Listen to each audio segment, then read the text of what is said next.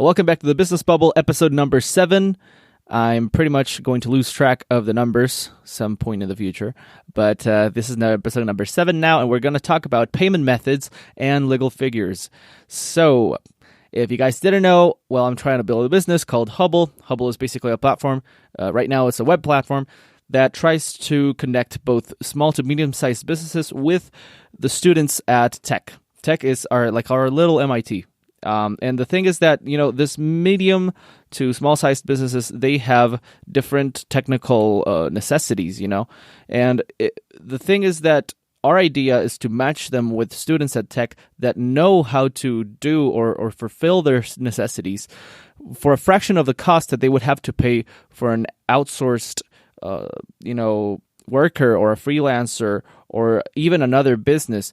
So we're trying to cut costs here, and also we're trying to help the students to be able to finish their studies by completing these small tasks, digital tasks, and that way they can not only gain the money but also gain the experience from real work scenarios, real job scenarios for a company that they don't necessarily need to be there physically. So that's the idea of HUBBLE. And basically what we had to do recently, because we just finished school, we had a meeting at Tech's incubator, our incubator, just basically to discuss, future moves and payment methods and, just kind of like grab the ball again, put the ball rolling one more time. And, well, this is the thing, okay? The thing is that, I'm going to break it to you guys, we have problems in the legal front and in the payment method front, to be more specifically. But the payment method is just the tip of the iceberg, because actually what lies beneath it is the model or the process that we obtain or that we should acquire legally in order for us to be legal.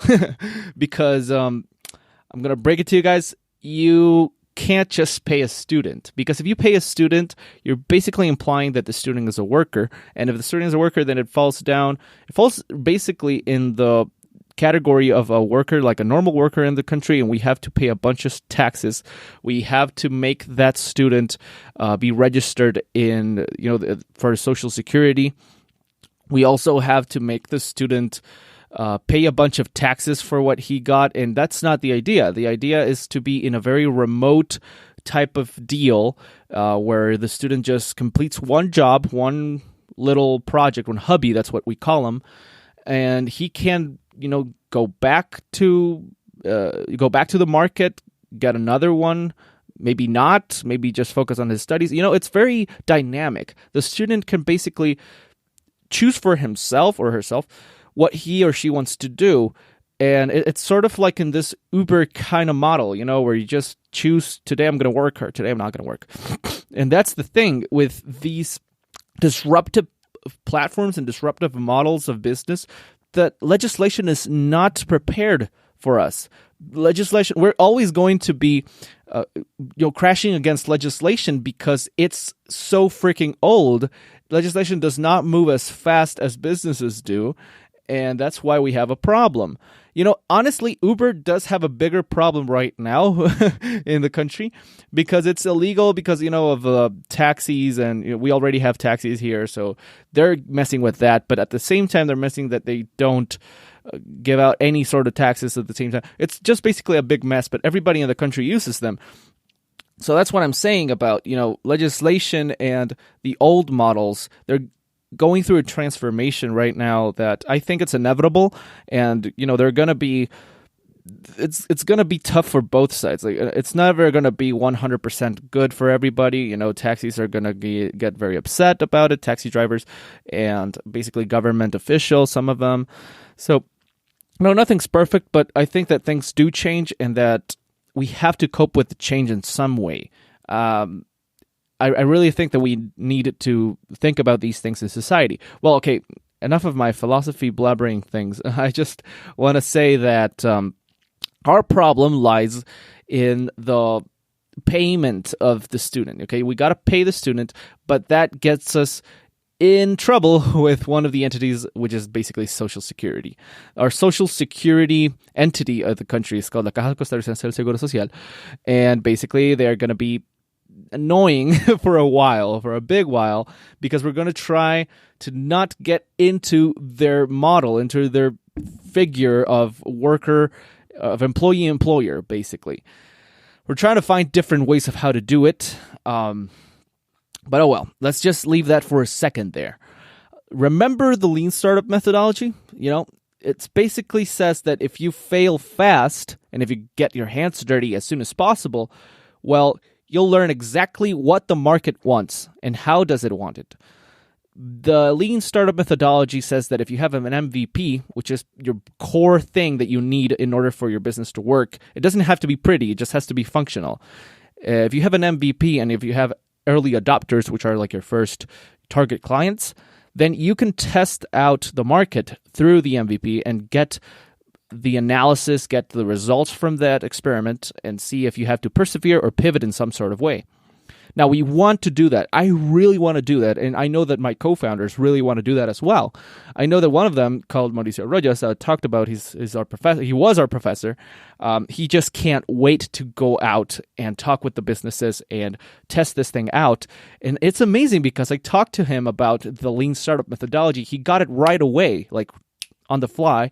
He had never heard about it, but now he does, and now he's embracing it 100%. And it's so cool. I embrace it 100% as well because I think it freaking works. That's the way to go for startups.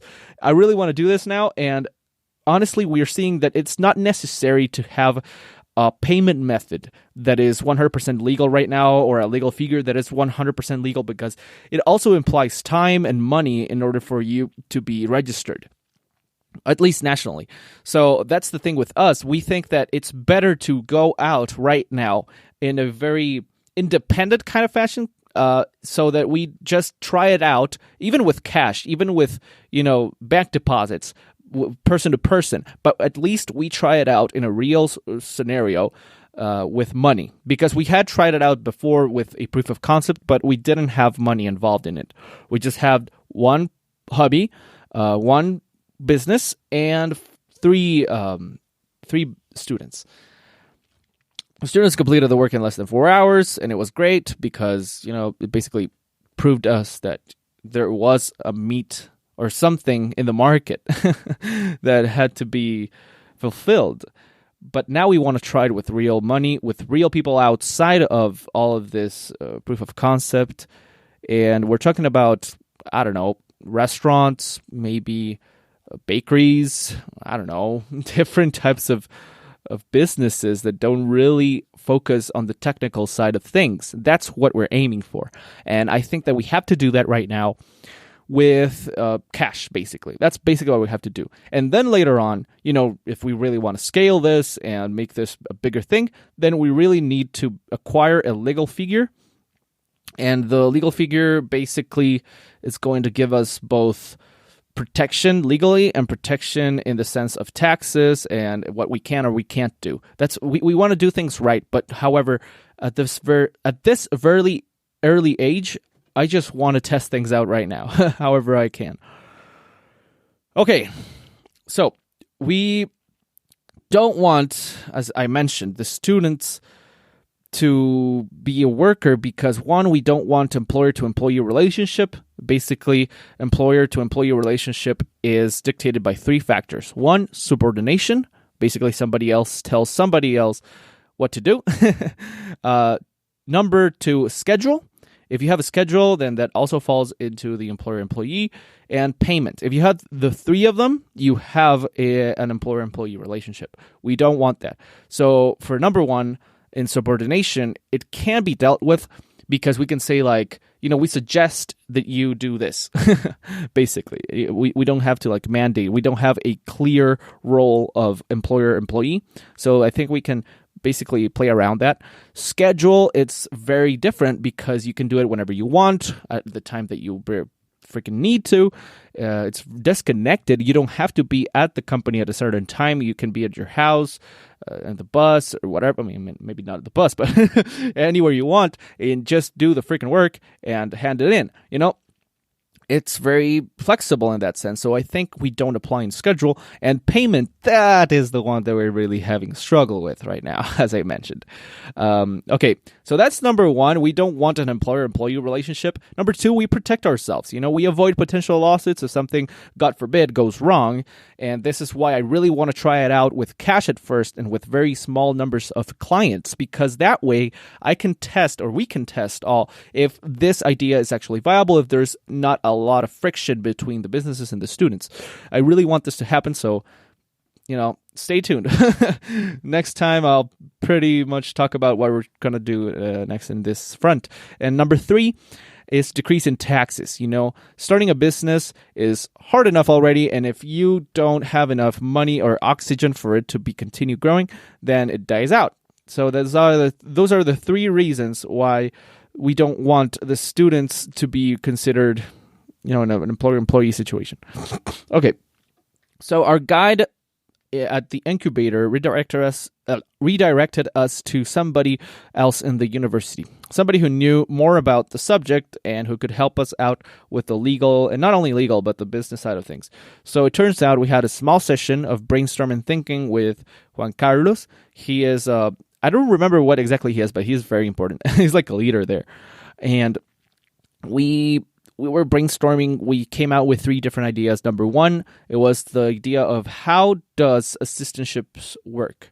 How do assistantships work? Because in tech, you have something called an assistantship where you help a professor or you help a program, you being a student, of course, and the institution or the professor pays you directly. So how does that actually work? Because it would be falling into an employer-employee situation.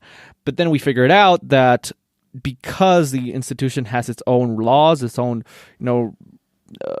set of legislation, then it can do whatever the heck it wants. I mean, in the light of the legislation that it has. So we basically don't fall into that because we're not a public entity. We're private. So that one idea is dead. Number two, we thought about the model of internships, because I don't know if you guys know, but at tech, for example, at least in computer science, after 3.5 years. After 3.5 years of studying, you're supposed to take an internship in order to graduate. And that's what I'm going to do right now, by the way. And in August, I'm going to start out. So you need an internship. And the thing is that you are taking the internship as another course. So, but the companies, they pay you. So how is that possible? That's what we thought about. Turns out that the company actually creates like this sort of like deposit or component or financial thing. Basically, he creates it for every single one of the students that is working at the internship, and that way it can basically give out the money. But that involves a very costly way of doing things, because we would have to open up a new deposit thing for each one of the hubbies that the student creates for each one of the different companies. So if it's a student and company relationship, then we have to create one of those deposits. And if the student wants to create or develop a hubby for a different company, then we have to create a different deposit, and that is very bad. That is going to cost us a lot of money, because this is supposed to be scalable, and we shouldn't be doing that. So that's another idea that is dead. Now, the third idea is an idea that basically works. It's totally legal. It's totally fine, as far as I know, as far as we know. And it's the utilities idea. So basically, in the country, you have to pay a tax for utilities. So, or a tax, and then you can use the money for utilities. So basically, you declare how much you won, how much was your profit, in a year. And the government takes, I guess, 10%, if I remember correctly, depending on the range of the profit. It takes like 10, I guess 5 or 10 or 20 or 15 or 20. And for us, I think it would be at first 5 and then 10 if we grow it in profit. But the government takes that chunk, that 10%, and then we're left with, say, 90%. And with that 90%, we can use it for quote-unquote utilities, which basically means that we can use it for anything we want. And that involves student payments. We can just give money out to students in however way we want. So that is a way that we can do things. The downside is that the government is going to bite off a big chunk of that with taxes. That's the only thing, I guess. But it's pretty much legal, and it can be done. Now, there are other types of options as well, as I've heard. People people tell me or tell us that, if we have a problem with legislation, why don't we just, message in some way the legislators themselves, the guys who make the rules. I guess in the States it would be sort of like a Senate, but in this case it's called La Asamblea Legislativa. And we can send emails to all of them. So that's what I'm going to try to do. I'm going to try to send emails to all of them, see which one is the one who listens to me and does something about it, hopefully. But it's a possibility. It's not dead. I mean, I could just try it. I can also try to ask specifically to the tax department in the country, see what happens with that. But okay, those are just things for the future right now. But we really have to be thinking about this legal figure and figuring out what we have to do in order to be okay in the long run. Okay, basically, I just want to talk a little bit more now about disruptiveness. So if you guys didn't know, Uber has a lot of problems worldwide. It gets in problems just like we're getting here with the taxi associations or the taxi entity of the country that is already in place. It gets in trouble with that. It also gets in trouble with taxes because it doesn't pay any kind of taxes. It just takes money out and gives it to the people. So, in the legal front, it's bad. But in the social front, it's not that bad. I mean, nothing is black and white in this world. Everything's gray-ish. So that just sucks. It sucks that legislation and the government itself, it's so slow that it does not keep up with different technological advancements. What about self-driving cars? There are no rules for that. What if somebody buys a self-driving car, gets it here? What happens then? Legislation is not prepared for that. And we're really behind on that thing. And it's okay because, it's not okay. It's understandable because technology moves in a very fast fashion. But I really think that things have to be more lean. They have to be leaner. They have to be efficient. We have to create changes as we go. Seriously, as we go. Okay. A little bit of a rant there, but not really because I don't really rant. So yesterday I realized, just yesterday actually, I realized that we are about to undergo a tax reform, by the way, with laws. Are you ready for this? Are you ready for this? We're going to undergo a tax reform with laws from 20 years ago. Yes, that's right. 20 years ago, our president wanted, at that time I think it was Abel Pacheco, he wanted to get this tax reform approved, and guess what? He failed because of la Asamblea Legislativa. Then the next president came up and got rejected as well. The next one, which by the way was the same one, got rejected. Then the next one got really close. Laura Chinchilla really got very close about it, but as well got rejected. Then Luis Guillermo Solís got rejected, and now with Carlos Alvarado, things are different because it got approved because everybody is in panic about the public deficit. So basically we have a problem with the public deficit. I think it's getting better. I'm not sure. I gotta check right now. So we're undergoing a lot of tax reforms and economical reforms in the country. And I think it was because of that, just that the panic about the public deficit. We underwent that tax reform, which started 20 years ago. Can you believe that? We're working with laws from 20 years ago. But that time, Airbnb wasn't even on the horizon, okay? Uber was a fairy tale. I'm talking about 20 years ago. Legislation is not ready for us. Legislation is not ready for any of this. And I think it has to undergo, something has to change in the way that we make decisions. In order for us to sort of try to keep up with technology in some shape or way or form, because this cannot continue to go on. You're basically killing off a bunch of different startups and businesses, and that's not the way to go. If you want the country to thrive, to innovate, and to be a better place, I think you should really think about what the playground rules are for that company. And that's basically it, what I really wanted to talk about. So thanks very much for listening. Right now, we're working on that legal figure, trying to figure out what's the best thing to do. We're going to be talking with attorneys, lawyers, different people from from tax departments, I guess, financial departments that can help us out with that. So thanks very much for listening. Hope you had some value out of this somehow. Maybe just to see how everything is not always easy. Everything, if you're creating innovation, if you're doing something disruptive, then this sort of thing is going to happen for sure, because you're doing something that nobody else has done before. That's basically what it means.